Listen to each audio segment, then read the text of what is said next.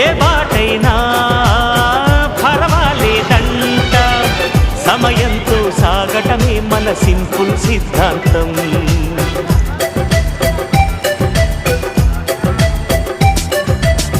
చిరుగాలికి పరిమళమిచ్చే సిరిమల్లెల వనమై ఉందాం. గగనాన్ని నేలను కలిపి హరివిల్లుల వంతెన అవుదాం.